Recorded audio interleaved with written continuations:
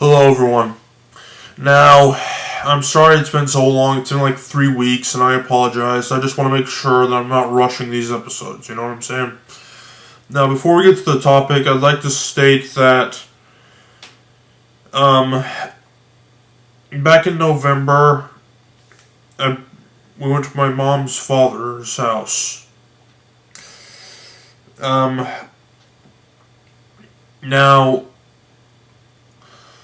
I brought my TV and my GameCube, and just so I could entertain myself for a few hours. But he let me stay on his bed, and he didn't really have anywhere to put the TV, so screw it, put it on the bed.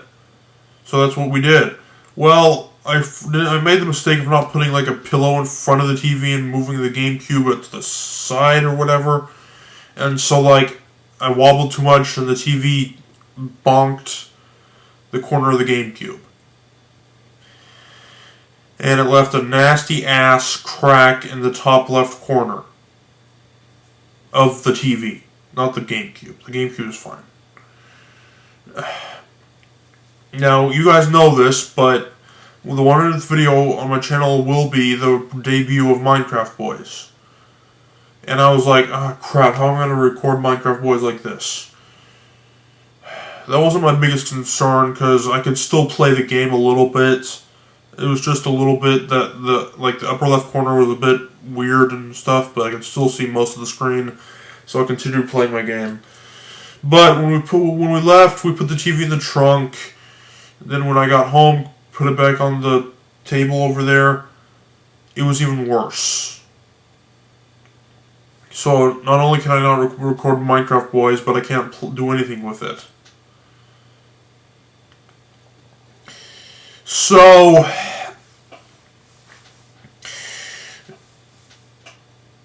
but don't worry though, because we ordered a new TV. And this one I think is actually a little smaller than the last one, which is a good thing, because if you know, times I've tried to record my TV screen with my camera, excuse me, I've had a hard time trying to fill the whole thing up. But now I can see it all with just one shot. Because, let me tell you, there's not much space in between the table that holds my TV and my bed.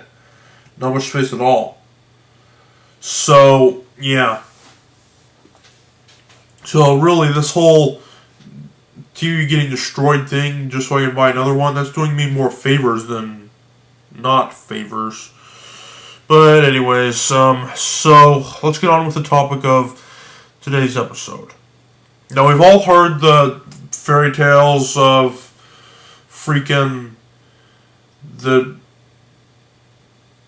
princess gets locked away in a tower and the knight has to go rescue her. We've all heard those stories before. But have we ever stopped to think how much wrong there is with that? Like, let me explain. First of all, how the hell does this dude know where the princess is being held at? It's supposed to be in a remote location, far from civilization. And, like, where did they find out the whereabouts? How did they figure that out? And even if they do, how come it's only that one guy that figures it out? Like, you'd think there would be a bunch of knights going over there just to rescue her all at once. Why is it only just one guy? And, like, think about it. And, like, if a knight dies by the dragon that's guarding the princess, you know, well, eventually another knight will come along. But why are we doing this one by one? How does that work? Like, you're never just gonna find, if there's news of a princess being locked away and the, like, whereabouts of that are released, there's never just gonna be one dude that's gonna go over there and be like, do. No! It's gonna be a whole horde of people. They're gonna be like, oh, I want that, babe. Okay. Well, despite that, how the hell does Okay, so this is our second point, but how the hell does a freaking knight kill the big-ass, fire-breathing freaking dragon? Like, I don't get that. That's a, like, okay, so what did they have back in the 1600s? And which, by the way, it was a once upon a time thing, so it probably takes place even before that. I don't know when, but whatever. So sometime millenniums ago, probably. What did the knight have? A sword or something? That's not going to do jack. Like, come on, man. The dragon's skin has to be super freaking thick. You're not going to do crap with that. You're not going to slice its head or anything. Like, it's got to be... I keep saying the word like a lot, and I apologize if that bothers you, but you may have to bear with me. But it's just... There were no, like, bazookas or back then, so, like, it couldn't... rocket launchers to really knock out that dragon. Whatever, I'm getting too ahead of myself. Now, if the knight doesn't slay the dragon, apparently it's not true love.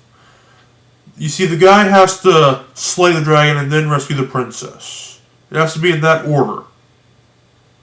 But how the hell do you have the energy to do that and then carry the princess home with you? Like, you're going all this way, fighting that hard-ass dragon, saving the princess, carrying her fat ass, and then riding your horse all the way back home. Like, you don't have the energy for that crap. Just... how do you expect them to kill the dragon, first of all, if you're lucky enough to even find this place to begin with? Now, that leads us to our third point. The dragon is there to guard the princess to keep her from escaping, you know? But how the hell is the dragon aware of that? Like, how does the dragon not just eat the princess and burn the whole castle up if it's a fire breather? They never explain this crap. Never. Fourth, is that really the only way to get true love? Like, we all know those fairy tale movies, like most, obviously Shrek and all those, but,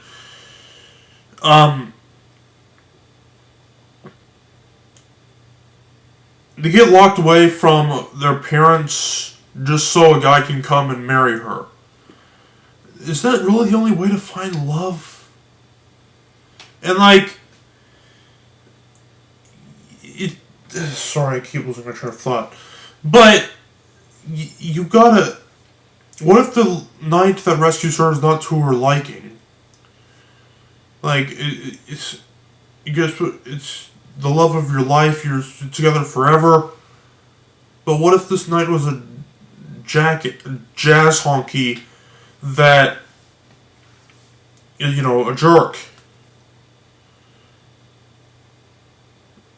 Like, I don't know, were divorces a thing back in the day? Maybe?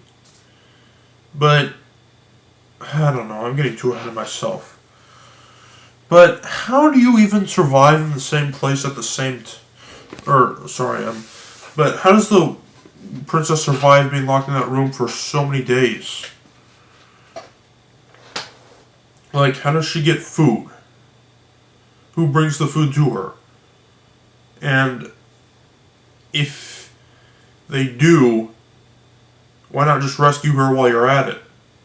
Like, you're going that far just to give her food, and then you're going all the way back to the kingdom, and it's not meant to be taken seriously, I know that, but it still would be nice if they gave some sort of explanation. It's illogical. But There have been times when people have been locked in the same room for a very long time.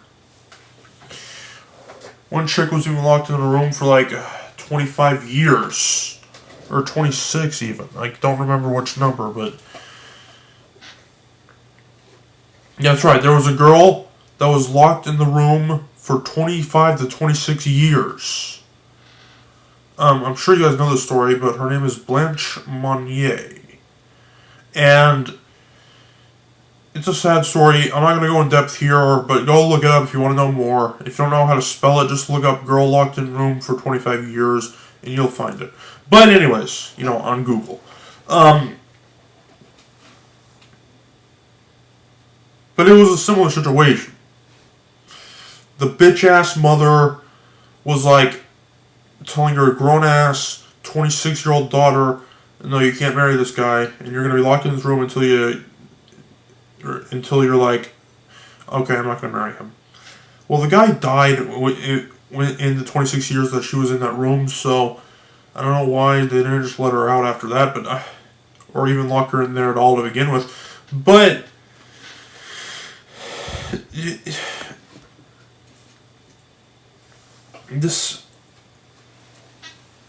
when she was rescued in 1901, and she was in a pretty crappy condition. The room had no toilets, no showers, no windows even. It was a hellhole. And with that much time without any sunlight on her skin is really bad for you. She somehow survived the whole thing. Like, that 26 years, that's longer than I've been alive. All the memories I've ever had in my lifetime. I've been to so many places, done so many things in 20 years. But this girl was in there for 26 years. And all her memories are just being in that bed. They kept feeding her scraps of food, but that's not the point. You gotta be out there. You gotta move around. You gotta do stuff. You can't just... Like, I'm not gonna be, like, a liar or anything. I'm kind of a slog myself. I don't do much other than lay in bed a lot of the time, but this is way worse than that. The police rescued her in 1901, and she survived for 12 years after that.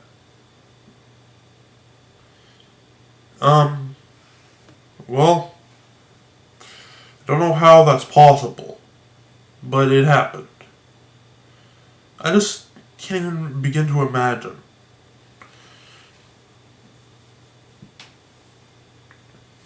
Alright, well, we've been here for long enough, so let's wrap this thing up. But not all princesses have freaking dragons guarding them. We went on Rapunzel with her really long hair. Sorry. And the guy has to, like, climb the hair to get to the top of the tower. That would hurt like crap. Is there not a ladder up there? I mean, if there was, she'd just use it to get down. Whatever, forget it. Well, guys, that was this episode. I will see you guys in the next one. Sorry, you're probably thinking, Kelly, you could have done that off camera. Why did you do that now? Well, whatever. So, I'll see you guys later. Goodbye.